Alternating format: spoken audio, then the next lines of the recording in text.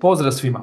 Većina ljudi danas ne postavlja puno pitanja o porijeklu svemira i zapravo ne zna ništa o najnovijim naučnim otkrićima ili mišljenjima najvećih naučnika 20. stoljeća. Kako to da je sve tako savršeno podešeno? Udaljenost planeta, gravitacija, sastav vazduha, udaljenost od sunca, udaljenost mjeseca od zemlje, količina vode na zemlji, različita godišnja doba, atmosfera itd. Sve je izuzetno precizno. Veliki naučnici objašnjavaju da je od samog početka, još od velikog praska, sve već bilo savršeno podešeno. Postoji ono što se zove kosmološki kod, zakoni koji omogućavaju svemiru da se pravilno razvija. Kad bi se samo jedan od tih zakona promijenio, svijet ne bi mogao postojati. I naravno, ne bi mogao ni podržavati život. Prvo pitanje koje se nameće je ko je stvorio zakone koji su postojali još na početku svemira? Veliki prasak je u suštini bio ogroman izlazak energije, koji je bio savršeno usklađen i spreman da pokrene svemir. Ali ko je proizveo tu energiju? Snaga velikog praska se često poredi sa ogromnom eksplozijom, mnogo moćnijom od miliona atomskih bombi. Ako zapališ vatromet, šta se desi? Nastaju ruševine i haos. Ako aktiviraš atomsku bombu, kao u Hirošimi, nastaje ogroman nered, zar ne? Međutim, šta bi se desilo da milioni atomskih bombi eksplodiraju istovremeno? Rezultat bi morao biti nezamisliv haos.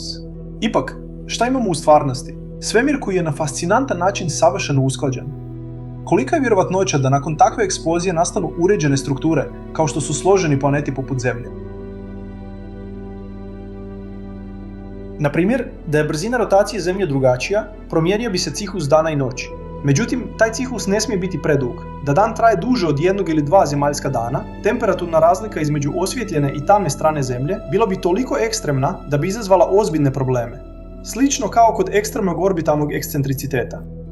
Astrofizičar Trinton to sažima ovako. Svemir je podešen s izuzetnom preciznošću kako bi omogućio život i svijest.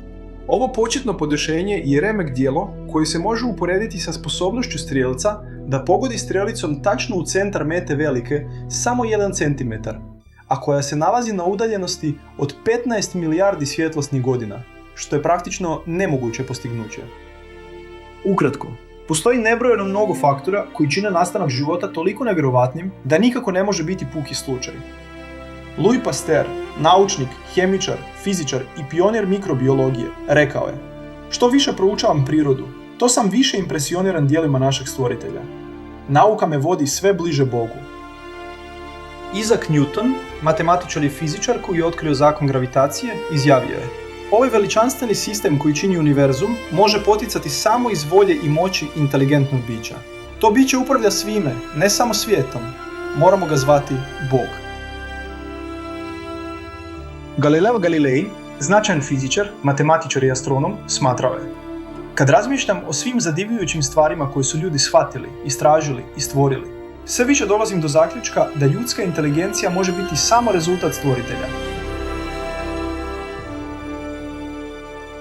Albert Einstein, njemački fizičar koji se smatra najpoznatijim i najvećim naučnikom 20. vijeka, dobitnik Nobelove nagrade za fiziku 1921. godine i autor čuvene jednačine E=mc², rekao je: svi koji se ozbiljno bave naukom, jednog dana će shvatiti da se u zakonima svemira ogleda jedan duh.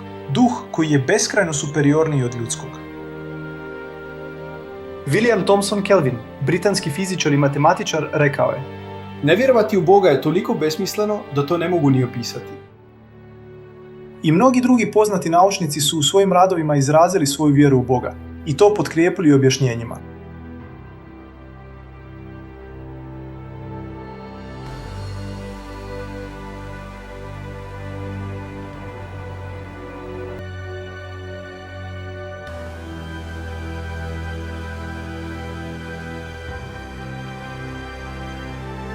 Da li ste se ikada pitali kako je prvi živi organizam nastao na Zemlji?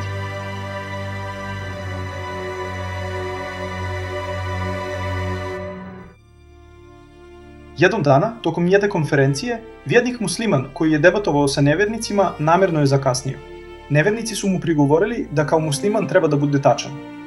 Na to je vjernik odgovorio: izvinite, ali da bih stigao na konferenciju morao sam preći rijeku, a pošto je most bio uništen, nisam mogao preći.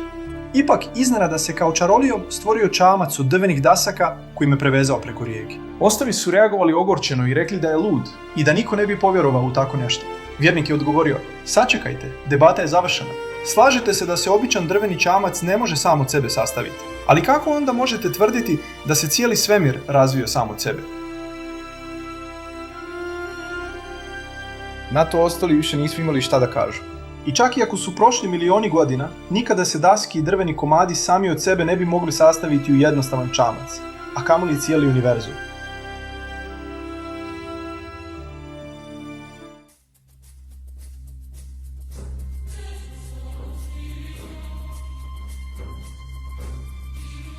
Svemir i sva najnovija otkrića i naučni dokazi na neosporan i nepobitan način poklapaju se sa postojanjem stvoritelja, kao i sa autentičnošću i istinitošću Kur'ana. Ekstremna složenost živih organizama, te potreba za preciznošću parametara u svemiru da bi život bio moguć, dokazuju da slučajnost nema nikakve veze s tim i da je prilikom stvaranja svemira svakako bila uključena inteligencija.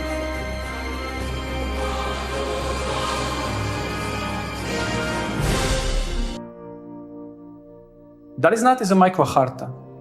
Ovaj čovjek je radio za NASA, a sada je profesor astronomije i fizike. Prije nekoliko godina objavio je knjigu pod naslovom 100 najutjecajnijih ličnosti u istoriji, koja je širom svijeta prodana u preko 30 miliona primjeraka. Djelo je prevedeno na 15 različitih jezika. Znate li koga je postavio na prvo mjesto? Poslanika Muhameda.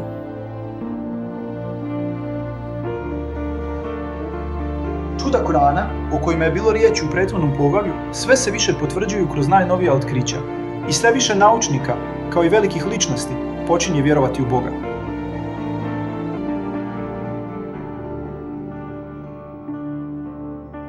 Daću vam još jedan primjer nedavno otkrivenog čuda koje se više puta pojavljuje u Kur'anu. U Kur'anu se spominje ime Haman. Haman je bio jedan od arhitekata faraona u starom Egiptu u vrijeme proroka Musa.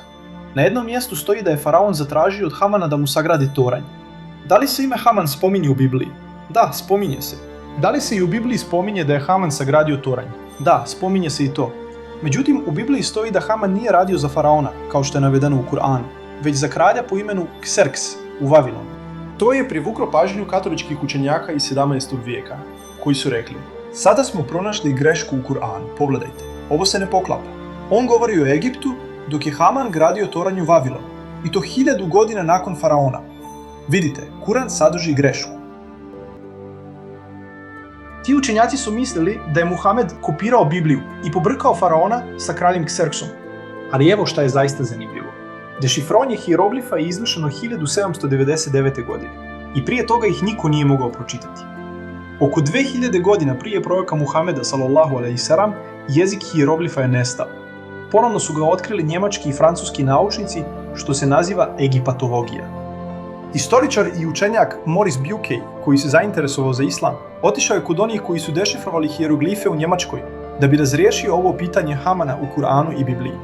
Maurice Bucaille je pitao Njemce da li su pronašli Hamana, a oni su odgovorili da jeste. Postojao je faraonov ministar po imenu Haman, koji je trebao sagraditi toranj. Maurice Bucaille im je rekao da je to zapisano u Kur'anu, a oni su odgovorili da je to nemoguće, jer u vrijeme proroka Muhameda sallallahu alejhi ve sellem niko nije imao pristup tim informacijama i niko nije mogao dešifrovati hieroglife prije 1799. godine. Bilo je to nešto što ljudi nisu znali. Osim koga? Ko je to znao? Allahov poslanik.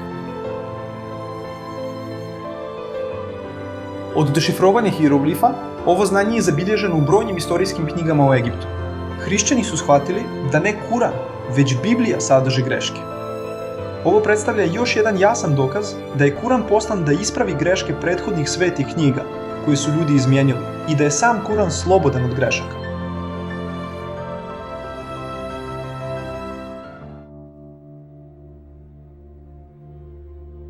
Poznati dr. Perso, profesor anatomije, ginekologije i reproduktivnih nauka, izjavio je: ne vidim kako bi ovo mogla biti slučajnost, jer u Kur'anu ima previše preciznosti.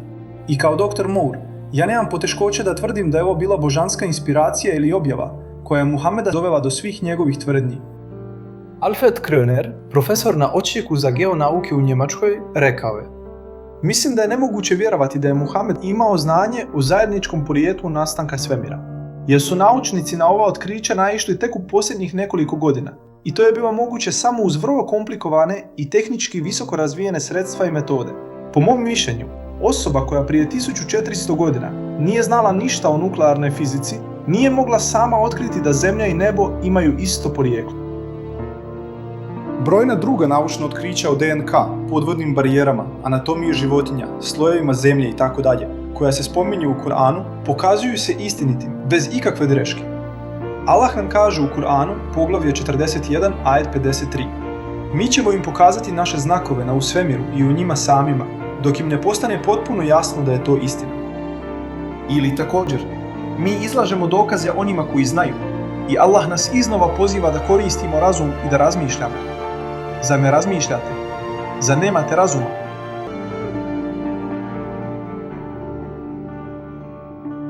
Ipak, i dalje postoje ljudi koji odbijaju vjerovati. Mislite li da ste besmrtni? Zar nikada niste bili na dženazi? Zar nikada niste pomislili kada ste vidjeli nekoga u kabru da ćete jednog dana i vi ležati tamo? Allah nam je rekao, svaka duša će okusiti smrt. Da li zaista vjerujete da se život na zemlji jednostavno svodi na to da se vjenčate, zaradite malo novca, kupite lijepu kuću i lijep auto, pa onda umrete? I to je sve. Mislite li da ste stvoreni bez svrhe i da nam se nećete vratiti? Međutim, tek na dan Kijameta dobit ćete svoju potpunu nagradu. Postoje stvari koje treba znati, ali većina ljudi, kada im se o tome priča, odgovara: nemam vremena, sada imam druge stvari, uživam, idem u klub, u kasino da igram na sreću. Možda ću jednog dana klanjati, ali ne sada, kad ostarim, s 50 godina. Ali ko vam je rekao da ćete doživjeti 50 godina? Da li na vašoj ličnoj karti stoji datum rođenja i datum smrti?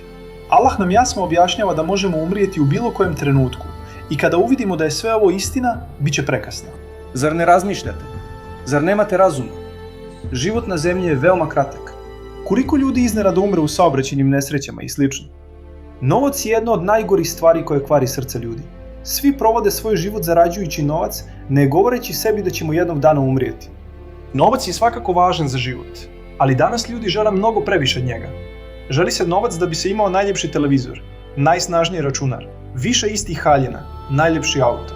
A pritom, ako bi na primjer član porodice sutra umro, svi bi se složili da bi dali sve da ga ponovo vide samo na nekoliko dana. Zašto se onda troši vrijeme u potrazi za novcem ako to nije najvažnije? Porodica je, na primjer, mnogo važnija, ali danas su ljudi potpuno vezani za stvari, filmove i slično. Ljudi napamet znaju film, ali ne znaju ništa o Bogu. Ljudi nikada neće biti sretni materijalnim dobrima, jer uvijek, kad imamo auto, pojavi se najnoviji model i mi ga poželimo. Kad imamo televizor, želimo veći model i tako dalje. Čim se vežemo za materijalna dobra, uvijek ćemo biti nezadovoljni.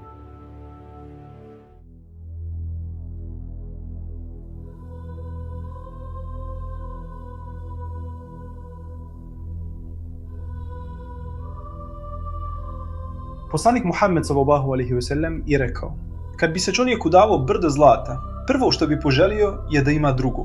Upozorio nas je na beskorisnost materijalnih dobara. Na sudnjem danu, kada neko umre, njegova materijalna imovina i njegova porodica više mu neće ništa značiti.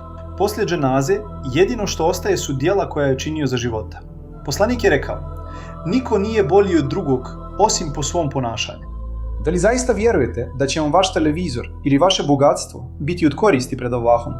On će vas suditi prema vašem ponašanju i tačno prema tome šta ste radili sa svojim novcem. Da li ste ga zaista smisleno iskoristili da pomognete siromašnima ili ste kupovali markirano odijelo samo da biste se hvalisali?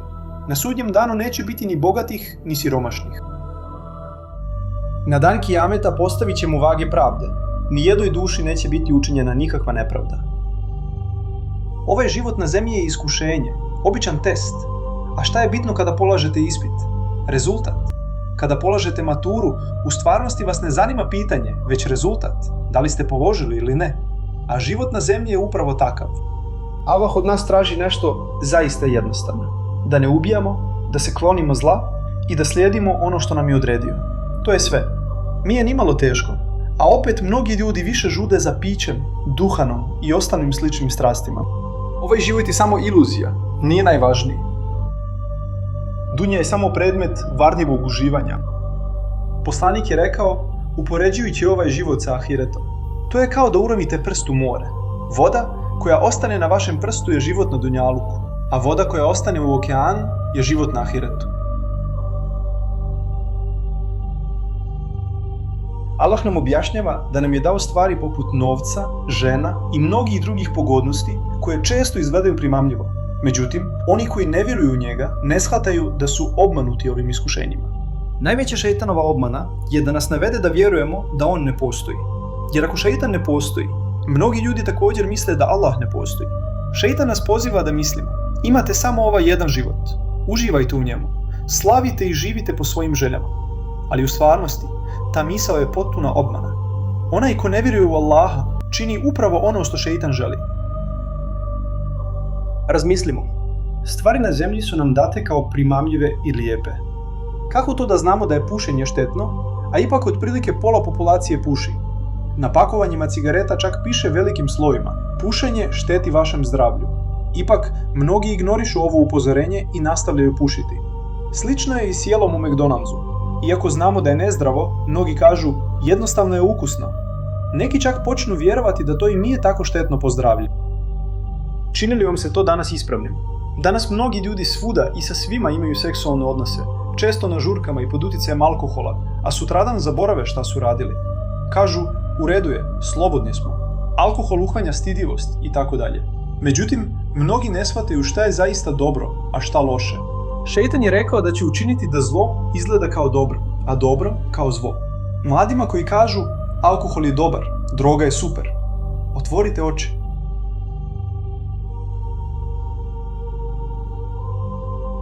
Zar ne razmišljate? Zar zaista nemate razuma? Danas se ljudi ne izdvajaju više ni vremena za stvarno važne stvari, kao što je na primjer obrok. Uzmimo McDonald's ili Quick sa uslugom drive-in.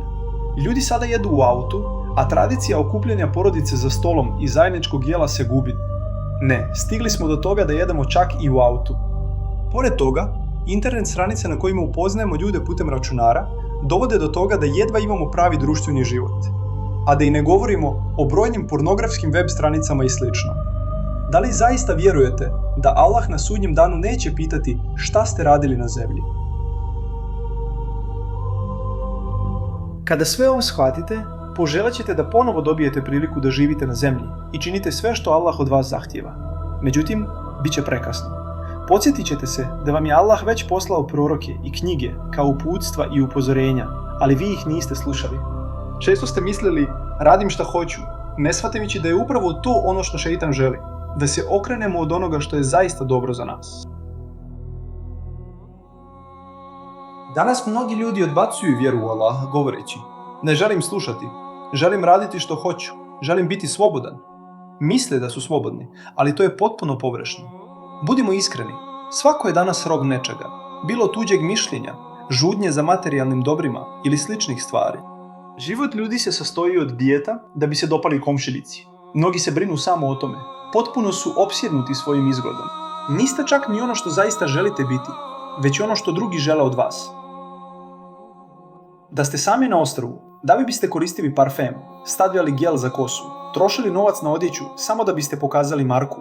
Naravno da ne, jer znate da vas niko ne bi vidio. Ako dobijete poziv u policijsku stanicu, odlazite tamo.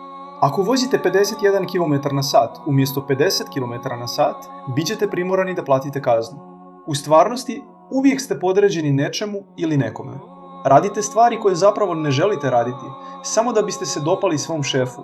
Slušat ćete ga, kupovat ćete stvari za djevojku koja vam se sviđa i tako dalje. Međutim, Allah nam objašnjava da se ne trebamo slijepo pokoravati drugim ljudima. Budite zaista slobodni, to je vrlo jednostavno. On od nas samo traži da ne činimo gluposti, da ne ubijamo, da poštujemo svoje roditelje i tako dalje. I ući ćete u džennet. Ne trgujte svojim vječnim životom za prolazni život zbog nekoliko strasti. Da svi ljudi vjeruju u Allaha, ne bi bilo ubistava, silovanja, siromašnih. Zar ne vidite da na svijetu postoje čudne stvari, jer se sve vrti oko novca? Evo vašeg Boga. Novac. Medicina se sve više razvija, zar ne? Onda bi trebalo da bude sve manje bolesnih. Ili? Kako to da se sve više bolesti pojavljuje? rak, tumori, AIDS i tako dalje. Nikada nije bilo toliko smrtonosnih bolesti kao danas. Statistike pokazuju da će 1 od 2 djece oboljeti od raka, posebno zbog loše ishrane. Jer danas su vlade spremne hraniti stanovništvo svime mogućim samo da bi zaradile novac. I čini se da nikoga nije briga. Ljudi su također takvi. Kažu, imam svoj posao, moram povećati svoju platu, tačka. Allah nas poziva da pazimo, ali mi se više ni o čemu ne brinemo. Naš razum nas više ne kontroliše, već naše strasti, naše želje. Danas čovjek ne shvata da je upravo to. Potpuno smo podređeni svojim vlastitim željama. Zašto mislite da danas postoji toliko razvoda? Zato što muškarci ili žene zapravo ne vole svog supružnika. Sve se svodi na izgled. Oni jednostavno žele spavati jedni s drugima, ne mareći za karakter osobe. Zato se šminkam, dotjerujem, samo da bih dobila ono što želim. Ali jednog dana to više neće funkcionisati. Otkrićete ostatak i bit ćete razočarani. Sve se temelji na lažnim, materijalnim i površnim stvarima. A sve to zato što ne razmišljaju, slijede svoje strasti, ne koristeći svoj razum. Zato nam Allah objašnjava da čovjek može biti bolji od meleka ili goriji od životinje. Čovjek ima sposobnost da bira, da slijedi svoj razum ili svoje strasti. Ako čovjek čini dobro i ne dopušta da ga vode strasti, bit će bolji od meleka jer je imao mogućnost da čini zlo, za razliku od meleka. Ako čovjek, kao što je nažalost često slučaj, slijedi svoje žudnje, pije puno alkohola, puši i ponaša se na sličan nepromišljen način, iako posjeduje sposobnost razmišljanja i samorefleksije, onda se spušta ispod nivoa životinje. Jer, za razliku od životinje, čovjek ima svijest, sposobnost uma, a ipak svjesno bira da svoje nagone stavi iznad svega. Upravo je to problem novih ljudi danas. Potpuno su prepušteni svojim strastima. Primjer, da bi sreo djevojku ili spavao s njom, neki će voziti kilometrima, ladati svoju ženu, riskirati svoju porodicu i svoj integritet, samo da bi zadovoljili prolaznu žudnju, ne trošeći ni trenutak na razmišljanje o posljedicama.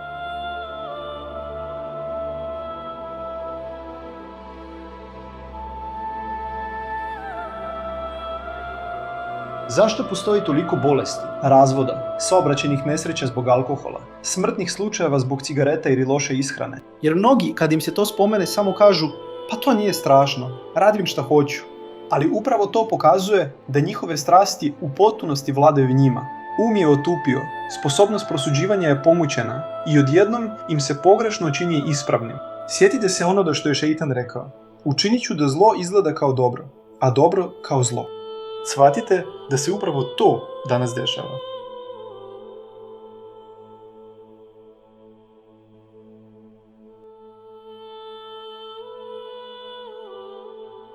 Ljudi mogu satima gledati filmove, ali namaz ne traje čak ni 5 minuta, a oni kažu da nemaju vremena. Šta ćete reći Allahu na sudnjem danu kada vas upita, bilo je vrijeme namaza, zašto nisi klanjao? Hoćete li mu odgovoriti, izvinite, bilo je vrijeme fudbalske utakmice, htio sam vidjeti rezultate? Ili, nisam završio svoju partiju u igrici, morao sam pobijediti još 3 čudovišta, inače bih dobio game over. Razmislite o ovim stvarima.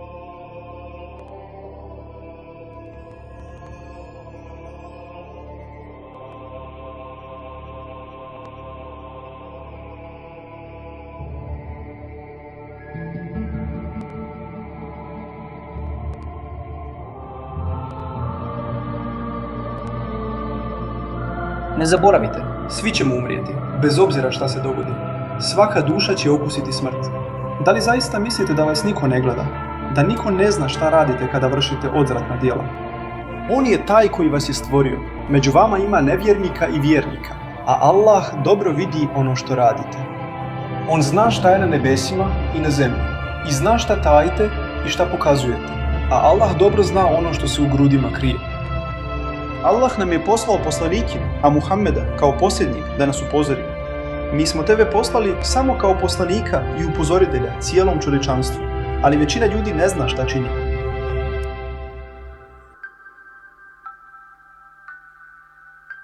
zar ne razmišljate? Ali ne, vi niste htjeli znati. Vi ste se radije izgubili u videoigricama, pakovanjima cigareta, bocama alkohola ili svim svojim malim prolaznim mužicima. Ali jednog dana će biti neophodno preuzeti odgovornost. Za kraj želim vam prenijeti dio posljednje hudbe našeg voljenog poslanika. On je rekao narodu: slušajte me pažljivo, jer ne znam da li ću nakon ove godine biti među vama. Zato dobro slušajte šta vam kaže. Ne činite zlo nikome, da niko vama ne bi činio zlo. Sjetite se da ćete se zaista sresti sa svojim gospodarom i da će vas pitati o vašim djelima. Allah vam je zabranio uzimanje kamate i lihvarsko poslovanje. Kamata je sada zabranjena. Čuvajte se šejtanovih iskušenja, jer on je izgubio nadu da vas velikim grijehovima zavede. Zato pazite da mu ne slijedite u malim grijehovima. Znajte da je svaki musliman brat drugog muslimana. Svi ste jednaki. Arapin nije bolji od nearapina i nearapin nije bolji od arapina. Bijelac nije bolji od crnca i crnac nije bolji od bijelca. Niko nije nadmoćniji nad drugima osim u bogobojaznosti i dobrim djelima. Sjetite se da ćete se jednog dana pojaviti pred Bogom i polagati račune za svoja djela. Zato pazite i ne skrećite s pravog puta. Nakon moje smrti neće više doći ni jedan poslanik, ni glasnik i neće biti novih objava. Pa dobro razmislite i razumite riječi koje vam prenosim. Ostavljam vam dvije stvari: Kur'an i svoj primjer, sunnet. Ako im budete slijedili, nikada nećete zastraniti. Svjedoči, o Bože, da sam prenio tvoju poruku svom narodu.